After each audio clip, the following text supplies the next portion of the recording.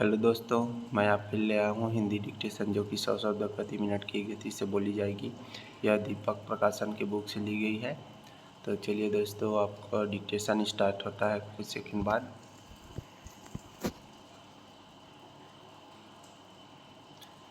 Start. माननीय सभापति जी, मैं आपका धन्यवाद करता हूँ कि आपने मुझे किसानों की समस्याओं पर हो रही बहस में भाग लेने का अवसर दिया। विराम। यह मुद्दा ऐसा है जिस पर देश के सभी लोगों का जीवन निर्भर है। विराम। यदि हमारे किसान अनाज पैदा नहीं करेंगे तो देश की इतनी बड़ी जनसंख्या का पेट भरने के लिए हमें विदेशों से भारी मात्रा में अनाज इंपोर्ट करना पड़ेगा, जिसका हमारे पुराने माननीय सदस्यों को कटु अनुभव है। विराम। आपको भी याद होगा कि अमेरिका से PL 480 के अधीन जो गेहूं आयात किया जाता है था, उसको राशन की दुकानों पर लाइन लगाकर हम किस प्रकार खरीदते थे और उसके लाल आटे को नोच नोच कर खाते थे। विराम। हमें गर्व है कि हमारे किसानों ने अपना जीवन लगाकर अनाज की जो पैदावार की, उससे हम आत्मनिर्भर हो सके। विराम। लेकिन इसका मतलब यह नहीं है कि हम उस किसान की समस्याओं की तरफ पूरी तरह से ध्यान न दें। विराम।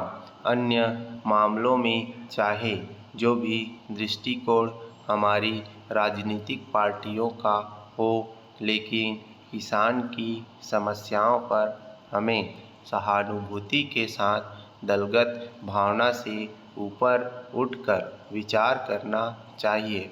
विराम। पैरा। इसलिए आज आवश्यकता इस बात की है कि कुछ ऐसे मामले हैं जिन पर आप सर्वसम्मति से हल निकालें। विराम।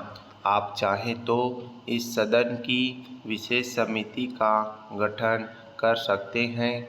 उस समिति में सभी पक्षों के ऐसे सदस्यों को सम्मिलित करें जिन्हें खेती-बाड़ी का विशेष ज्ञान और जो किसानों की समस्याओं के बारे में पूरी जानकारी रखते हों। फिर उसमें बैठकर तय करें कि सरकार क्या क्या करना चाहती है और कर सकती है। विराम। ऐसा करके कोई सर्वसम्मत हल निकालें, तब कोई परिवर्तन आएगा। यदि यह व्यवस्था नहीं की गई तो स्थिति बड़ी विस्फोटक और भयंकर होने वाली है। विराम। कृषि मंत्री जी, इसे आप भी अनुभव कर रहे होंगे। हम तो कर ही रहे हैं, क्योंकि हम रोज ही देख रहे हैं कि देश में गरीबी रेखा के नीचे रहने वालों की संख्या लगातार बढ़ती जा रही है और जो अमीर लोग हैं वे और अमीर होते जा रहे हैं। विराम। यह किस तरह का आपका समाजवाद है जहां इतनी असमानता है। विराम। पैरा। पानी के क्षेत्र में पुराने तालाबों की जीर्णोद्धार की योजना है। भारत निर्माण हमारी एक महत्वाकांक्षी योजना है। विराम। हम फेडरल सिस्टम में अपना जीवन यापन कर रहे हैं। मैं एक प्रश्न पूछना चाहता हूँ कि क्या केवल केंद्र सरकार की यह जिम्मेदारी है या राज्य सरकारों की कोई भूमिका होती है। विराम।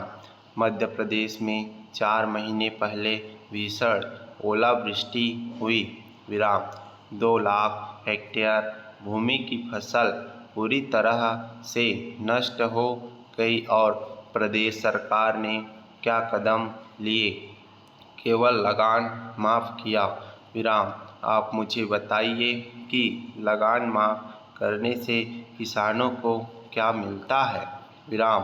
हमने मांग रखी थी कि कम से कम 10,000 रुपये प्रति हेक्टेयर भूमि मुआवजा किसानों को मिलना चाहिए। विराम। अगर 2 लाख हेक्टेयर भूमि में फसल नष्ट हुई है तो हम 200 करोड़ रुपये की बात कर रहे हैं। विराम। क्या मध्य प्रदेश जैसे राज्य में भी सीमांत किसान को मुआवजा देने के लिए उसके खजाने में 200 करोड़ रुपये नहीं हैं?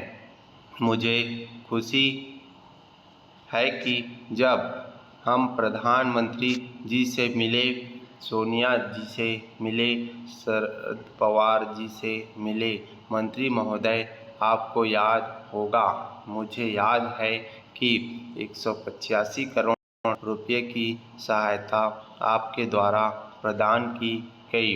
विराम। बिजली का बिल अब 3 गुना हो चुका है।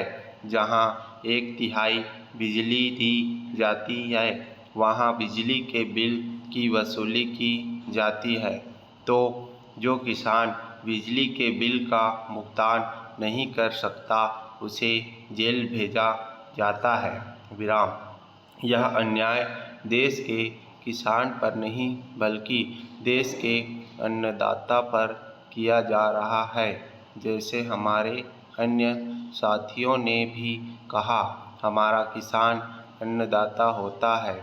उसका लक्ष्य अनाज पैदा करने और लोगों का पेट भरना है, केवल पैसे की बात नहीं है। विराम। सिंचाई के साधन में भी हमें वृद्धि करनी होगी। विराम। हमें जल संरक्षण अभियान शुरू करना होगा। विराम। मैं एक महत्वपूर्ण मुद्दे पर चर्चा करना चाहता हूँ। विराम। आज सुझावों की बरसात हमारे सामने आई है। विराम। हमें नए तरीकों से सोचना होगा। विराम। हमें इस देश में नई हरित क्रांति लानी होगी और सबसे महत्वपूर्ण बात यह है कि उत्पादन से अंतिम प्रोडक्ट तक सबसे ज़्यादा भाग किसानों को मिलना चाहिए, जबकि आज केवल उसका 10% किसानों को मिल रहा है। स्टॉप।